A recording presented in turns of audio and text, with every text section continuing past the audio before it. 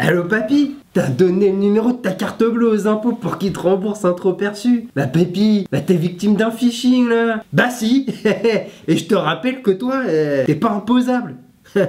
Allô papy, la news du jour, c'est l'arnaque numérique qui donne des sueurs froides à la SEC. L'entreprise FireEye, spécialiste des cyberattaques, a enquêté pendant plus d'1 an sur un groupe de hackers surnommé Fin4. Et FireEye a bien bossé. Ils viennent d'envoyer au FBI un rapport ultra détaillé sur la technique des Fin4. Selon ce rapport, pas moins de 100 entreprises cotées en bourse se sont fait voler des infos ultra sensibles, permettant de réaliser des bons gros délits d'initiés. Les entreprises hackées sont des biotech, des entreprises spécialisées dans les nouvelles technos de la santé, la pharmacie de pointe. On est loin du sparadrap.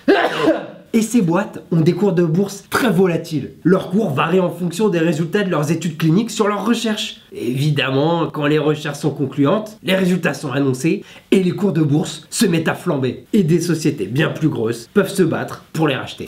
Pour réaliser un délit d'initié, il faut obtenir des infos confidentielles. Et donc, il faut réussir à choper des données ultra sensibles. Il faut pouvoir réussir à récupérer ces infos auprès d'experts, et en particulier des experts d'entreprises de conseil top level. Des consultants, des banquiers d'affaires, des cabinets d'avocats. Ouais, voilà. Des gens très intelligents, qui ont fait des grandes études, parce qu'ils sont super intelligents. Ouais, plus que ton grand-père.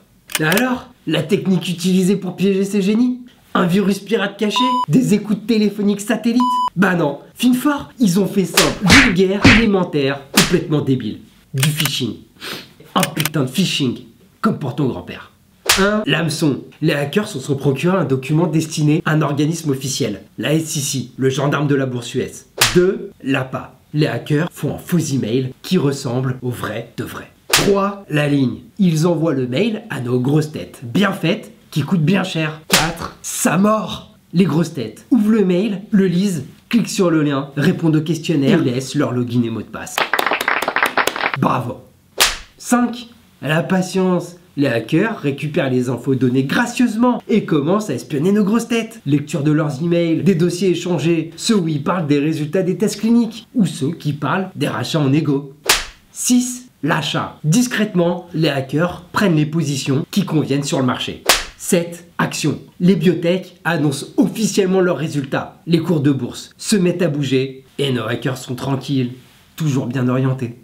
8. La vente. Discrètement, les hackers débouclent leur position et vendent. Et du coup, ils encaissent leur plus-value. 9. Y a rien de neuf. Le phishing, c'est une vieille technique d'arnaque numérique. Personne n'aurait jamais pensé qu'une arnaque aussi simple, vulgaire, élémentaire, complètement débile pouvait fonctionner sur des personnes aussi intelligentes. En finance, faut être agile comme un saumon, frais comme un gardon, muet comme une carpe. Mais moins con qu'un gros poisson. We're sorry, the number you have dialed is not in service at this time.